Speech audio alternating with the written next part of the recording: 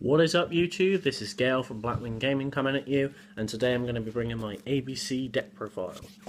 So we play 3 Assault Core. When this card hits the graveyard, if it's been sent from field to grave, we can add any A, B or C monster from our graveyard back to our hand. Then we play 3B Buster Drake. This card, when he's sent from field to the graveyard, can add A, B or C from our deck to our hand. And then we can play 3 Sea Crush Wyvern. When this card is sent from field to the graveyard, you can special summon it. Special summon an A, B or C from your hand. And they are all obviously union monsters, so they all have the ability to either equip to a face-up monster, and then they gain effects. All colour-coded, so if a monster is equipped with A, it's immune to monster effects, B is spell effects, and C is trap effects. And obviously they are the pieces that we need to make the boss monster of the deck. Then we play 2 Gold Gadget and 2 Silver Gadget. When these guys are summoned, you can special summon a machine-type monster from your hand. I love these cards in the deck. They just allow us to make easy XE plays, easy link plays, and they just add a lot. They bring a lot to the table. Then I play 3 Galaxy Soldier. You can discard a light-type machine monster to special summon this, and then when he's summoned you can search a Galaxy Soldier. Well, Galaxy card, but he's the only one we play. From our deck to our hand. He gets pieces in your graveyard. He can hit the board so that he could be used for link summoning. You can make Cyber Dragon Infinity with him. He brings a lot to the deck and I absolutely love him, especially if you manage to use Electromagnetic Turtle with him, of which we play the 1 copy. Because if you get this card in your graveyard and you go up against an OTK based deck, you can banish this during the battle phase to end the battle phase. He just brings a lot to it. He's also a machine type monster, so there are things you can do with that. Hand traps, we play 1 Maxi and 2 Ghost Ogre. Maxi is standard, no explanation needed. But the Ghost Ogre I prefer to Ghost Dash, just because I am a relatively budget player, and I just all round prefer this card.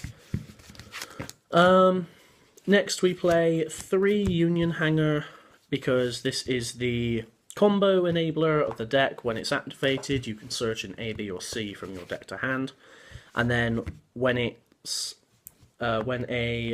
light union type monster is normal summoned or special summoned, once per turn you can equip an A, B or C to it.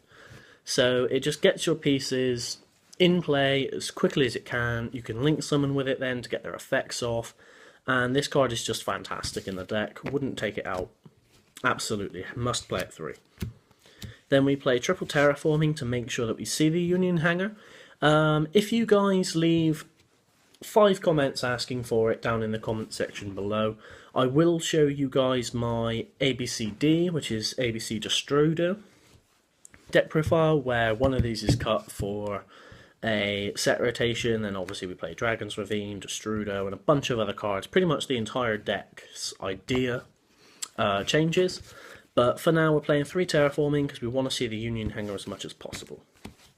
Then we play 2 Pot of Desires. This card is a phenomenal card. It's +1, and we play 3 of everything almost, so you don't really mind banishing it. Like, I've played about 30 games with this deck and I've activated it in almost all of them, and only once have I banished 3 of one thing, which happened to be my C, and I lost that game horribly. But that is 1 in 30 games. You cannot really complain with that. Then I play 2 Twin Twister. Obviously there's not a lot of back row heavy decks in the meta right now, but if you come up against True Dracos, you can flip this to make sure they haven't got things to summon Masterpiece out with. You can do a lot with this against Magicians. And obviously if you don't like it, you can always side it out for whatever else you want. If you want to play more hand traps, you can take it out for hand traps. Obviously guys, just use my deck as a guideline to what it is you want to be playing. Whoops, sorry, really slippy sleeves. Then we play 1 Soul Charge because it allows us to add pieces back. If you've got ABC Buster Dragons in the graveyard, you can special them out, and it won't occupy your extra link zone. which is just fantastic. Sorry, extra deck zone. Then we play the one limiter removal. This guy just allows, you can either use it like defensively, or you can use it to go for some ridiculous OTKs with ABC Buster Dragon, or just the pieces themselves, really. And obviously, one instance where this card came in really useful this weekend was I was playing against a Blue Eyes player, and he managed to summon Chaos Max, and he attacked into my Buster, expecting me to tag out. I flipped this, so it goes up to 6k, he lost 2,000 life points, he lost his Chaos Max, and then before the end phase, I just tagged out for my pieces, so I didn't actually lose anything by activating this. One Dark Hole and one Raigeki, because board wipes are ridiculously strong, and honestly, if your extra link zone is taken up by a Yugioh or anything like that, Dark Hole clearing it so that you've got pieces in the graveyard to summon your ABC Buster is just great. Same reasoning with Torrential Tribute. If you use this during your opponent's turn, you can tag the ABC Buster out for the pieces, then the pieces will get destroyed, you get all their effects off, and you've board wiped your opponent. I mean, why not play this card? It's fantastic. Then we play the Solemn Brigade, 2 strikes and 1 warning. I see these cards whenever I need to see them, and when I don't need to see them, I've either banished them off Pot of the Desires, or they're right at the bottom of the deck. Love this lineup, wouldn't change it for the world. Then I play 2 back to the front. This is just to recur resources. If we've gone through ABC Buster Dragons that are in the deck, graveyard, we can special summon them out in defense position. And then if you really need to, like if your opponent, say, has activated a card which has banished the pieces in our graveyard, and you've gone through all your ABC Buster Dragons, flipping this to special summon one, and then you can get rid of it for the pieces, just allows us to go off. Then we play 2 Diamond Direwolf. This is basically a better Castel because it can clear a card our opponent controls, but then it also gets itself out of the link zone. In honesty, when I was playing this in the tournament, I took 1 Diamond Dyer out and I borrowed my friend's Babushka. If you have access to Babushka, play that instead of Diamond Dyer. I play 1 Cowboy. I mean, it's very lackluster, but I was able to win 3 games off it in total. Just my opponent pays life points for Cosmo effects, for, you know, whatever it is, Solemn Strikes, warnings. They get themselves pretty low. Summon a Cowboy, go for game. Gigigen X, probably my second favourite card in the extra deck. This just searches me pieces.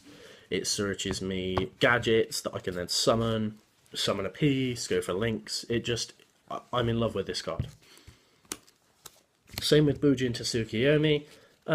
If you can make it, you can plus off it really easily, set in back rows, Solemn Strikes, whatever.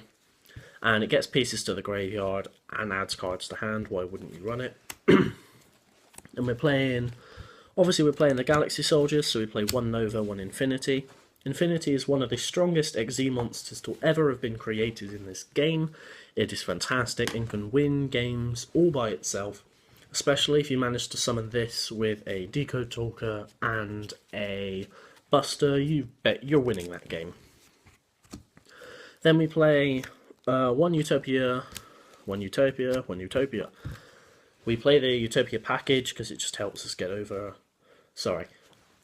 problematic monsters, and can just also help us go for OTKs and gain just whenever we need to.